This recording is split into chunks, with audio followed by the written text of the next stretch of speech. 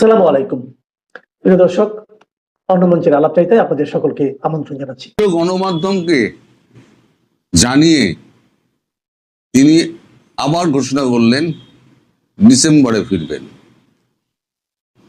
আজ আমি যখন খবরটা করছি, এখন 5টা বাজে, ঠিক 1 ঘন্টা আগে রয়টার্সের একটা খবর বেরিয়েছে। খবরটা যেখানে বলা হচ্ছে যে শেখ হাসিনা ডিসেম্বরের মধ্যে ফিরে আইনকে ফেস করবেন, আদালত ফেস করবেন। খবরটা এখানেই একটুখানি নতুন আছে। এতদিন তিনি বলেছিলেন যে আমি বিদেশে আছি, আমি ফিরব। Bangladesh Hasina plan December return with party colleagues to surrender. 1 ঘন্টা আগে, আজ 10 তারিখ বেরিয়েছে। সেখানে তিনি অনেক কথাই বলেছেন, অনেক পুরনো কথা। এর আগে এনডিটিভিকে বলেছিলেন, তারপরে আরেকটি কাগজে বেরিয়েছিল, সে বিদেশি কাগজ, সেটার নাম আমার মনে নেই। সেখানে তিনি বলেছিলেন ডিসেম্বর হয়তো হবে না, আরো আগেই আমি ফিরব। এবার স্পেসিফিক্যালি তিনি বলে দিলেন যে তিনি এবং ভারতবর্ষে যত নেতা মন্ত্রী আছে যাদের নামে নানান মামলা রয়েছে, তারা সহ সব একসঙ্গে দেশে ফিরবেন এবং সেটা ডিসেম্বরের মধ্যে, এবং আদালতের দ্বারস্থ হবেন, আইনের সাহায্য নেবেন। অর্থাৎ একদিন ধরে যে কথাটা বলা হচ্ছিল তিনি আইনের ধার ধারেন না, করেন না, তো সেখানে তিনি পরিষ্কার করেছেন তিনি আইনের দ্বারস্থ হবেন। আইনের প্রতি তার শ্রদ্ধা আছে এবং তিনি এও বলেছেন যে দীর্ঘদিন চালাতে গেলে, দেশ চালাতে গেলে কিছু ভুল ত্রুটি হয়, কিছু সঠিক সিদ্ধান্ত হয়, কিছু বেঠিক সিদ্ধান্ত হয়। সেই সিদ্ধান্ত সঠিক না বেঠিক, ভুল না ঠিক, তার বোঝা দেখার দায়িত্ব হচ্ছে জনগণের, মতামত প্রকাশ করার দায়িত্ব জনগণের। তিনি জনগণের ওপরই ব্যাপারটা ছেড়ে দিয়েছেন।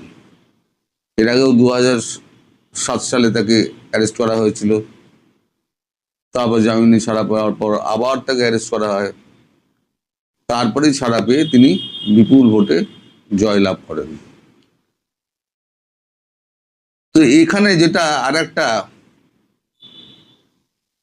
সূক্ষ্ম বার্তা আছে, বোঝার জন্য আপনাদের বলছি, সেটা হচ্ছে এই রয়টার্সের প্রতিবেদক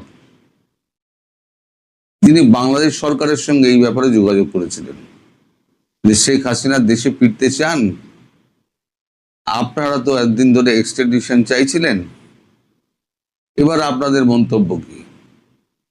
কেউ কোনো মন্তব্য করেননি। ভেবে দেখছি, পরে বলবো, এখনো নিয়ে কথা বলবো না, এই সমস্ত মন্তব্য করে ছেড়ে দিয়েছেন। তার মানে দমটা নেই। আমি যেটা বলেছিলাম না, শেখ হাসিনা ফেরা মাত্র তাকে একবার আইনের বেড়াজালে বন্দি করে তাকে একেবারে আপেল টাপেলের সুযোগ না দিয়ে সোজা ফাঁসি কাটে ঝুলিয়ে দেবেন, সে সুযোগ নেই। কারণ বিশ্বকে জানিয়ে দিয়েছেন উনি দেশে ফিরছেন অমুক সময়। এবং দেখবেন আপনারা, যেদিন যাবেন তার ঠিক 12 ঘন্টা আগে একটা ইন্টারভিউ দিয়ে দেবেন সবাইকে, যে আমি আমার এতজন লোককে নিয়ে দেশে ফিরছি। আর বাকি যা বেরিয়েছে সবই চর্চিত চর্বণ, এখানে আর নতুন কোনো কথা নেই। তার এই 15 বছরের শাসনে কি উন্নতি তিনি করেছেন, জনগণের কি অবস্থা ছিল, এখন কি অবস্থা আছে, সেই সমস্ত কথা। তার বিরুদ্ধে 1400 মামলা করা হয়েছে, তার মধ্যে অনেক ভুল ত্রুটি আছে, সেগুলো নিয়েও উনি কথা বলেছেন। তো মূল মোদ্দা কথা হলো ওই মাইন্ড কাট চিপায় পড়ে গেছে এখন আমাদের বিএনপি সরকার।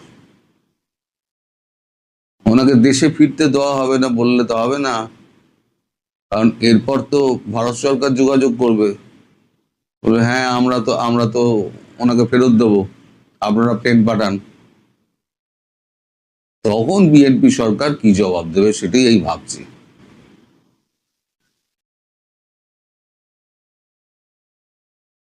এখন সেটা অত্যন্ত গম্ভীর ব্যাপার। এখন না পারছে এদিকে যেতে, না পারছে ওদিকে যেতে, কি করবে?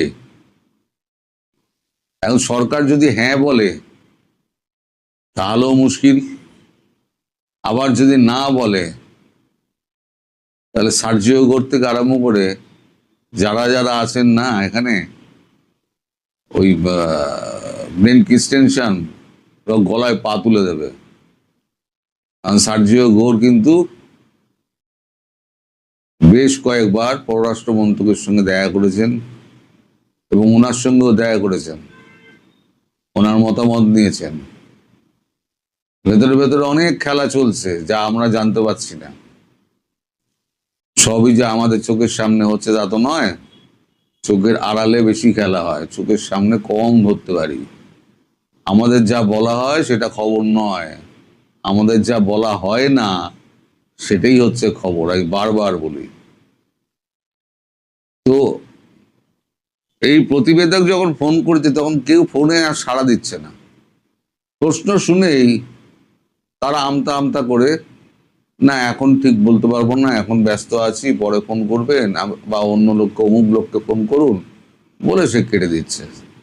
তিনি নির্দিষ্ট করে কারোর নাম বলেননি, উনি বলেছেন শুধু মন্ত্রণালয়ের সঙ্গে, পররাষ্ট্র মন্ত্রণালয়ের সঙ্গে আমি কথা বলেছিলাম। তো শেষে প্রতিবেদক হতাশ হয়ে ছেড়ে দেন, কেউ কিছু বলতে চাননি বলে ছেড়ে দেন। এই হচ্ছে আমাদের সরকারের অবস্থা। এই এত দুর্বল সরকার, সে ফাঁসিতে জড়ানো ঝুলিয়ে দেওয়ার কোনো হিম্মত দেখাতে পারবে? যেখানে প্রধানমন্ত্রী স্বয়ং তার দেশে ফিরছেন এবং পাসপোর্ট নিয়ে একটা জটিলতা আছে, সেটা নিয়েও উনি কথা বলেছেন। তো এখন সবটা নির্ভর করছে শেখ হাসিনা যাওয়ার আগে কটা দিনের ওপরে। এখন ভারত সরকার ভেতরে ভেতরে কি করছে আমরা জানি না, বলতে পারবো না। তবে এটা ঠিক, একটা গভীর খেলা হচ্ছে, জলের নিচে গভীর জলের খেলা হচ্ছে। কার হাতে কি দণ্ড আছে ভগবান জানে, কিন্তু খেলাটা সম্পূর্ণ বাংলাদেশকে ঘিরে, এবং এর মধ্যে মায়ানমার আছে, ভারত আছে, চীন আছে, রাশিয়া আছে, আর আমাদের ওয়াশিংটন ডিসি আছে। ওয়াশিংটন ডিসি তার সর্বোচ্চ শক্তি প্রয়োগ করছে ভারতের সঙ্গে একটা ভালো সম্পর্ক করার, আর সেখানে জানে যে হচ্ছে বাংলাদেশ হচ্ছে সব থেকে সফট ইস্যু ভারতের কাছে, অতএব বাংলাদেশ নিয়ে পড়ো। তাই সার্জিও ঘোর ওনার সঙ্গে এতবার দেখা করছেন। প্রথমে অনুমতি পাননি, তারপর ধীরে ধীরে অনুমতি পেয়েছেন। অনুমতি পাওয়ার পর বেশ কয়েকবার দেখা করেছেন। আগে আপনারা মানতে চাননি, এখন তো কাগজেই বেরিয়ে যাচ্ছে। সবকিছু আরো পরিষ্কার হবে, যত দিন আসবে তত আপনাদের কাছে পরিষ্কার আসবে, পরিষ্কার হয়ে আসবে। এই যে আপনারা আমায় এত গালাগাল করতেন, স্বপ্ন দেখছে, গাঁজা গঞ্জিকা সেবন করেছে, আমি যখন প্রথম প্রথম বলতাম শেখ হাসিনা দেশে ফিরবেন সঠিক সময় ও মাথা উঁচু করে ফিরবেন, তিনি প্রধানমন্ত্রী হিসেবেই ফিরবেন। হয়তো প্রধানমন্ত্রী হিসেবে একটু বাড়াবাড়ি হয়ে গেছে বলাটা, কিন্তু শেখ হাসিনা পালিয়ে যাওয়ার মহিলা নন, তিনি ফিরছেন। এখন অনেকেই ঢোক গিলছে, আবার অনেকে যাই বলি না কেন তাতেই একটা কিছু দেখে দিচ্ছেন। আমি তাদের কথা বাদ দিলাম, তাদের মন্তব্য আমি পড়িই না। তবে আমার যা রিডিং, আমার কাছে যা খবর, 19 সেপ্টেম্বর মাসেই ফিরবেন। এর মধ্যে ভারত একটা চূড়ান্ত চাপ সৃষ্টি করবে, চূড়ান্ত, বাপের নাম ভুলিয়ে দেবে এমন চাপ সৃষ্টি করবে।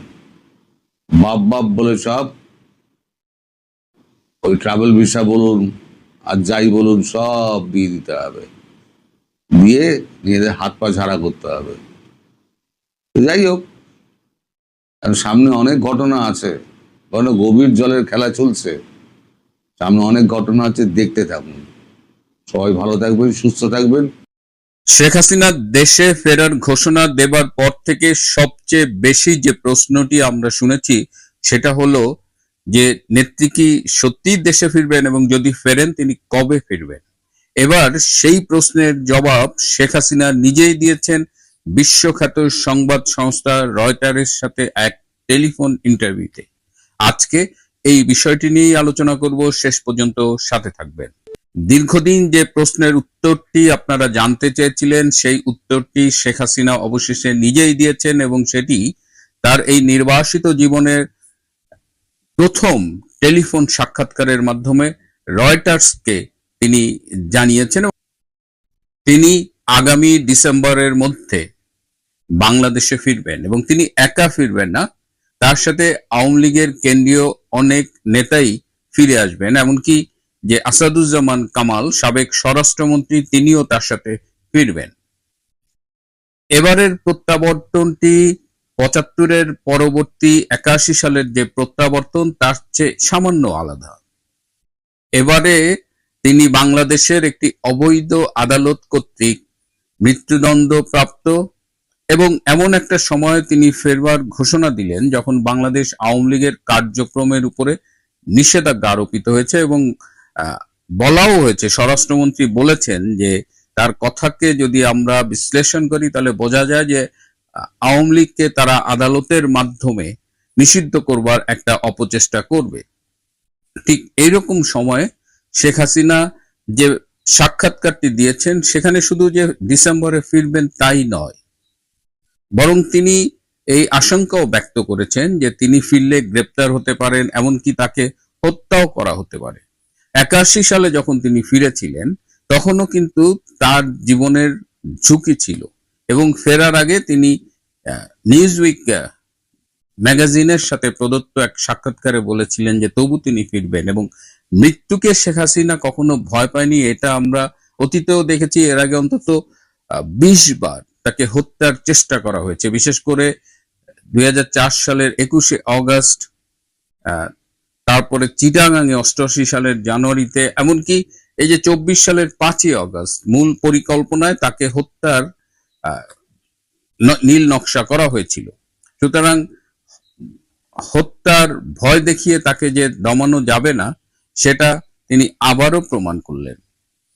কিন্তু ডিসেম্বরে তিনি যখন ফিরবেন তখন আজকের যে বাংলাদেশটাকে আমরা দেখছি এবং আজকের যে অবস্থা আপনাদের সাথে কথা বলছি, এই জুলাই থেকে ডিসেম্বর এর মধ্যে কি কি পরিবর্তন আসবে সেদিকেও আমাদের নজর রাখতে হবে। শেখ হাসিনা তার সাক্ষাৎকারে খুব স্পষ্ট করে বলেছেন যে বর্তমানে বাংলাদেশে তার নেতা কর্মীদের উপরে যে পরিমাণ নৃশংসতা, নির্যাতন, অত্যাচার চলছে, সেই মুহূর্তে তিনি ফিরে এসে বিচারের মুখোমুখি হতে চান এবং তিনি প্রয়োজনে বাংলাদেশের মাটিতেই মৃত্যুবরণ করতে চান, যেখানে তার বাবা মা ভাইয়েরা রক্ত ঝরিয়েছে এবং যে দেশের মাটিতে তারা সমাহিত।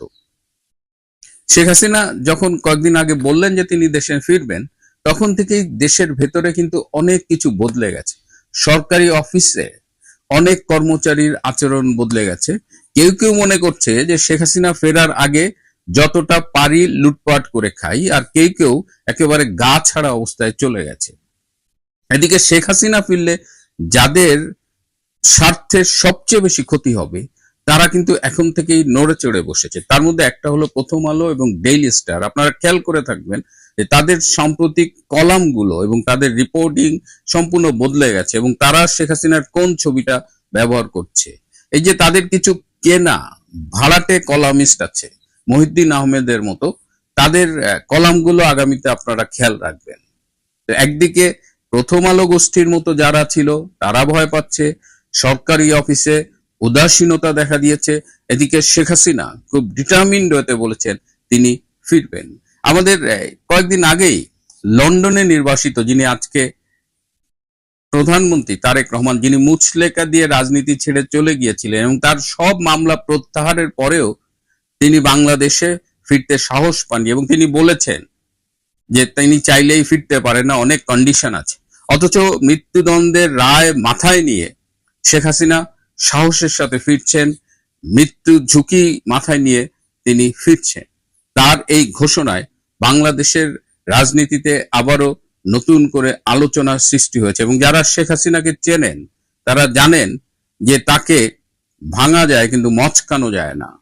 ভীষণ সাহসী এবং নির্ভীক এই নেত্রী, তিনি যখন বলেছেন তিনি ফিরবেনই, যে কথাটা আমি একটু আকারে ইঙ্গিতে বলেছি যে এই জুলাই থেকে ডিসেম্বর এই সময়টা, এই 5 মাস কিন্তু অনেক সময়, এবং এই সময় বাংলাদেশের রাজনীতিতে, বিশ্বের রাজনীতিতে কি কি পরিবর্তন হবে সেটার দিকেও আমাদের নজর রাখতে হবে। ইতিমধ্যে ভারতে নিয়োগপ্রাপ্ত একটি শক্তিশালী দেশের রাষ্ট্রদূত শেখ হাসিনার সাথে 14 বার দেখা করেছেন। এই 14 বারের সাক্ষাৎকার কি হতে পারে সেটা আপনারা অনুমান করবেন। সুতরাং শেখ হাসিনা যে দিল্লিতে বসে আছে এটা ধারণা করবার কোনো মানে নেই, এবং আওয়ামী লীগের যারা বঙ্গবন্ধুর আদর্শের সৈনিক তারা সাহসে বুক বেঁধে অপেক্ষা করবেন। শেখ হাসিনা বাংলাদেশে ফিরবেন, বীরের বেশে মাথা উঁচু করেই ফিরবেন। এদিকে আজকে সকালে ঢাকায় বৃষ্টি হয়েছে। সেই বৃষ্টি ভেজা শহরে বাংলাদেশের পররাষ্ট্রমন্ত্রী ডক্টর খলিলুর রহমান অনেকটা নিভৃতে আমেরিকার উদ্দেশ্যে বাংলাদেশ ত্যাগ করেছেন। এই যে পদ্মার আড়ালে অনেক খেলাধুলা হচ্ছে, অনেক আলোচনা, অনেক পরিবর্তন হচ্ছে, এই পরিবর্তনের সাথে ডক্টর খলিলুর রহমানের ভাগ্য কিন্তু জড়িত। যে উদ্দেশ্য নিয়ে বাংলাদেশের রেজিম চেঞ্জ করা হয়েছিল, আমেরিকার সেই উদ্দেশ্যটি ভালোভাবে পূরণ হয়নি, বরং যতটুকু অর্জন করেছে তার চেয়ে অনেক বেশি খুইয়েছে আমেরিকা এই ডক্টর ইউনূস গংয়ের পাল্লায় পড়ে। ডক্টর ইউনূসের ধারাবাহিকতায় তারেক রহমানও কিন্তু খুব বেশি যে নতুন কিছু দিতে পেরেছে দেশবাসীকে তা নয়, বরং বলা যায় যে এটা ডক্টর ইউনূসেরই একটা স্ট্যান্ডার্ড সরকার। এদিকে স্বজন প্রীতির চমৎকার একটি উদাহরণ রেখেছেন বর্তমান বিএনপি সরকার। জাতিসংঘের স্থায়ী প্রতিনিধি এবং রাষ্ট্রদূত হিসেবে নিয়োগ পেয়েছেন, যে পদটি সাধারণত সিনিয়র সচিব, সেটিকে প্রতিমন্ত্রী মর্যাদায় আপগ্রেড করে সেখানে নিয়োগ দেওয়া হয়েছে বিশ্বে মানবাধিকার কর্মী হিসেবে পরিচিত অ্যামনেস্টি ইন্টারন্যাশনালের সাবেক মহাসচিব মিস আইরিন খানকে। এই আইরিন খান হলো তারেক রহমানের স্ত্রী ডাক্তার জুবাইদা রহমানের কাজিন, চাচাতো বোন, এবং স্বজনপ্রীতি এমনই যে তাকে সিনিয়র সচিব থেকে আপগ্রেড করা হয়েছে যেহেতু তিনি ফার্স্ট লেডির আত্মীয়। এই আইরিন খান বরাবরই ডিপ স্টেটের পারপাস সার্ভ করে থাকে, এবং আইরিন খানকে জাতিসংঘে দেওয়া হয়েছে যাতে সে ভবিষ্যতে খলিলের উপরেও ছড়ি ঘোরাতে পারে। বাংলাদেশে গত প্রায় 2 বছরে যে পরিমাণ হত্যা, ধর্ষণ, লুট, খুন, মানবাধিকারের বিপর্যয় ঘটেছে, এই আইরিন খানদের কিন্তু এই বিষয়ে কোনো মুখ খুলতে দেখেননি, বরং এই নমিনেশন পাওয়ার আগে তিনি বলছেন যে বাংলাদেশের মানবাধিকার পরিস্থিতি মোটামুটি ভালো। এই হলো স্বজনপ্রীতি। আওয়ামী লীগের বিরুদ্ধে স্বজনপ্রীতির অভিযোগ যারা করতেন তাদের জন্য এটি একটি শিক্ষণীয় বিষয়। অবশ্য যারা আওয়ামী লীগকে সমালোচনা করতেন তারা এই ঘটনা থেকে কোনো শিক্ষা নেবেন না, কারণ তারাও ওই ডিপ স্টেটের আইদার পেইড অথবা আওয়ামী বিদ্বেষ থেকে তারা এমন এমন কথা বলেন যেটা বাংলাদেশের স্বাধীনতা বিরোধী জামাত, বিএনপি এদের পক্ষেই যায়। সেটা জেনে করুক, সুবিধা ভোগ করে করুক, অথবা অজান্তেই বলুক। শেখ হাসিনা ফিরছেন, ফিরবেনই। এই বাস্তবতায় আগামী দিনের বাংলাদেশের রাজনীতি কোন দিকে যায়, তারেক রহমান ক্ষমতায় কতদিন থাকেন, এই বিষয়গুলো জানবার জন্য আমাদের অপেক্ষা করতে হবে। প্রিয় বন্ধুরা, আজ এ পর্যন্তই। ভালো থাকবেন, সুস্থ থাকবেন। তার চেয়েও